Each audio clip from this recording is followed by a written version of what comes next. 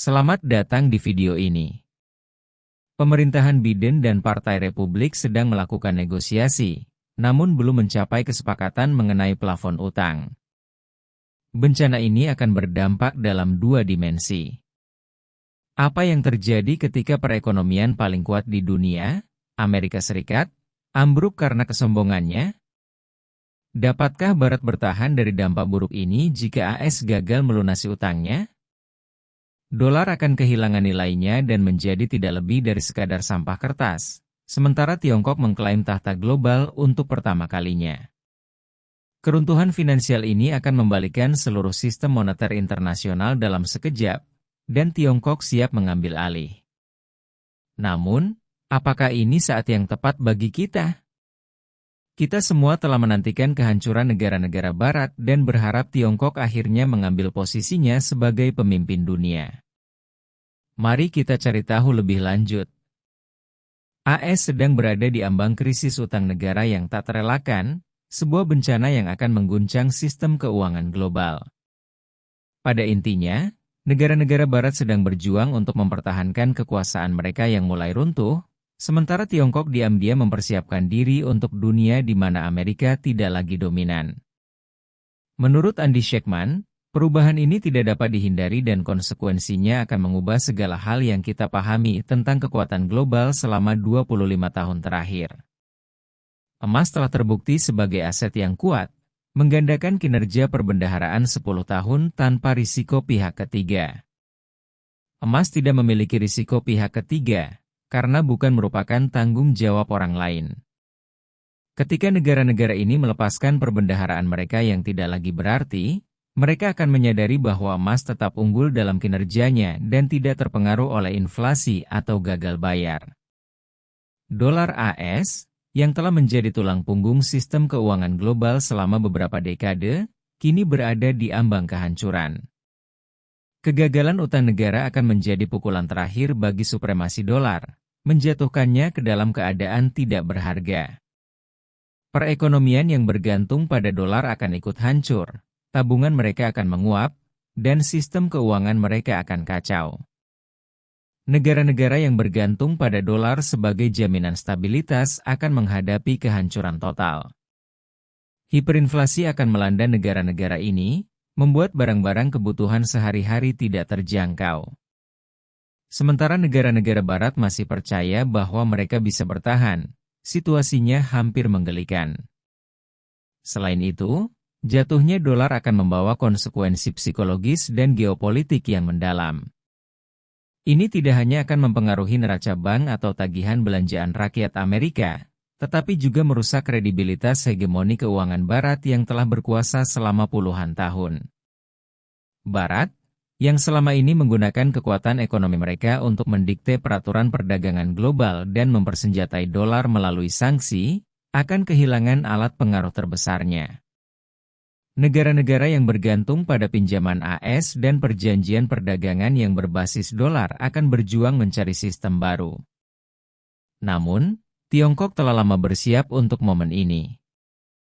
Negara ini membangun kekuatan ekonominya dengan mengandalkan tabungan domestik, sistem keuangan yang tertutup, dan permintaan internal.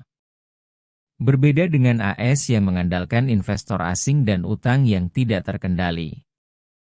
Kebangkitan kelas menengah Tiongkok dan peralihannya ke konsumsi domestik menjadikannya kekuatan yang tangguh dalam perekonomian global yang bergejolak. Lebih jauh lagi, Tiongkok telah membangun hubungan eksternal melalui diplomasi ekonomi, seperti inisiatif Sabuk dan Jalan, Belt and Road Initiative, yang mencakup lebih dari 60 negara. Ini bukan hanya proyek infrastruktur besar, melainkan strategi geopolitik yang cerdas untuk memastikan jalur perdagangan global dan hubungan ekonomi tetap mengarah ke Beijing di masa depan.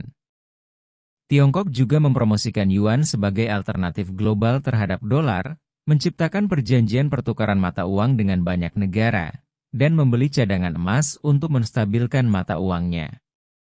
Semua langkah ini telah dirancang secara strategis untuk memosisikan Tiongkok sebagai pemimpin keuangan global berikutnya, tidak seperti AS yang kebangkitannya dibangun di atas utang.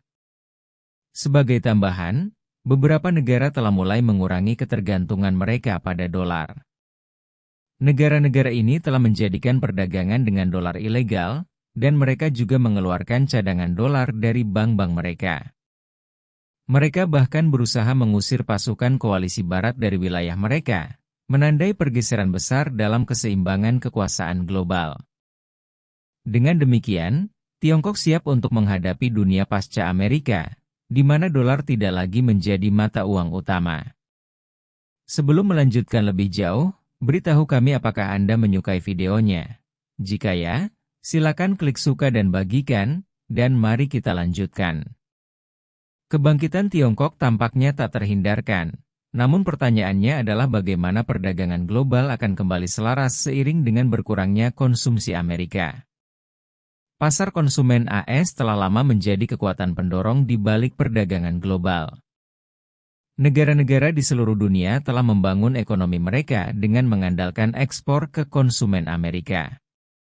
Namun, ketika AS mengalami gagal bayar dan konsumsi menurun drastis, pasar ekspor ini akan menguap, menciptakan kekosongan ekonomi yang bisa menjerumuskan negara-negara ke dalam resesi. Permintaan impor dari AS akan lenyap, meninggalkan negara-negara yang bergantung pada pasar tersebut dalam situasi kritis. Situasi ini menciptakan peluang bagi negara-negara lain untuk bangkit dan mengisi kesenjangan. Tiongkok, dengan basis konsumen domestiknya yang besar dan terus berkembang, akan menjadi tujuan baru bagi ekspor global. Peralihan Tiongkok ke permintaan dalam negeri juga akan memperkuat ekonominya, sekaligus memberi ruang bagi negara-negara lain untuk menyesuaikan kembali hubungan perdagangan mereka.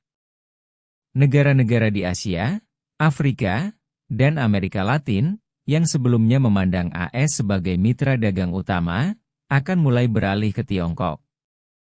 Transisi ini tentu tidak mudah, tetapi sangat penting jika negara-negara tersebut ingin menghindari keruntuhan. Investasi infrastruktur Tiongkok melalui inisiatif Sabuk dan Jalan, BRI, akan memainkan peran kunci dalam membentuk kembali jalur perdagangan global.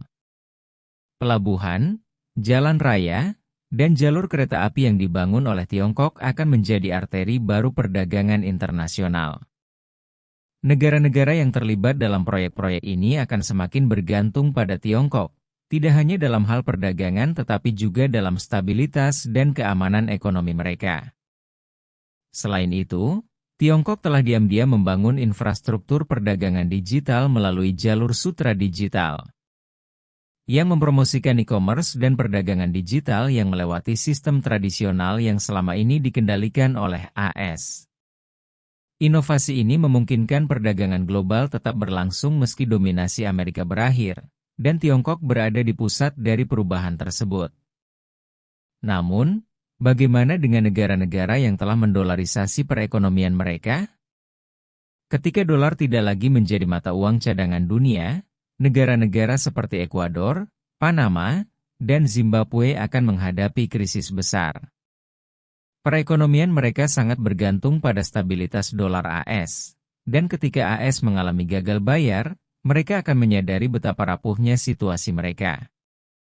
Tabungan akan lenyap, mata uang mereka akan kehilangan nilai, dan stabilitas ekonomi yang selama ini mereka yakini akan runtuh.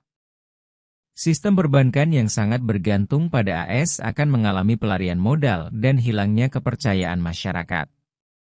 Namun, keruntuhan dolar juga membuka peluang bagi negara-negara ini untuk melepaskan diri dari ketergantungan pada ekonomi AS dan mencari mitra baru.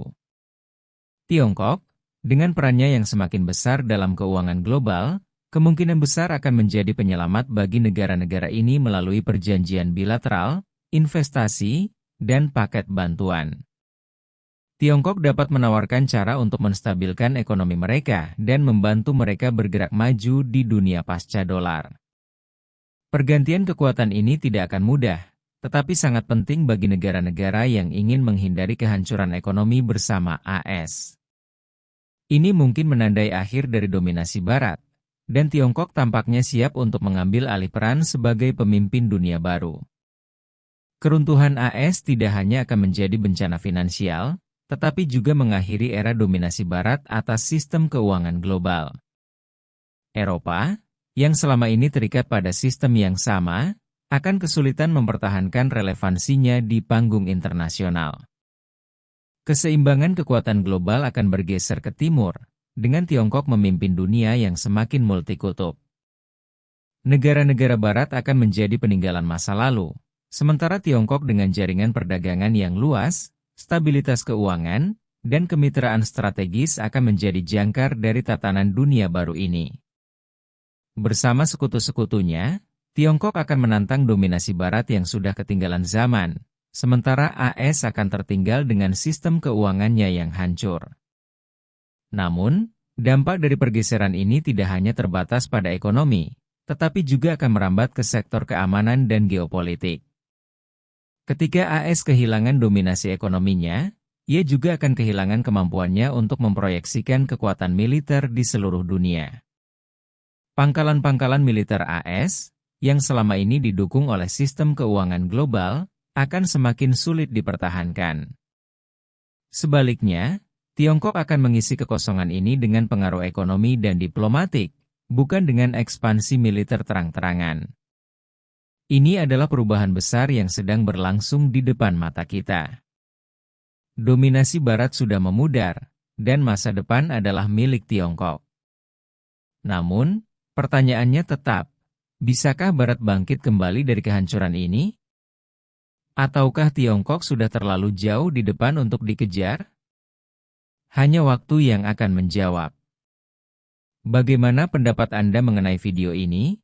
Jika Anda punya pendapat, silahkan tuliskan pendapat Anda pada bagian komentarnya. Dan jika Anda suka dengan video ini, silahkan klik like dan subscribe. Dengan begitu kami akan membuat video lainnya untuk Anda semua. Terima kasih dan sekian dulu, dan sampai jumpa di video berikutnya.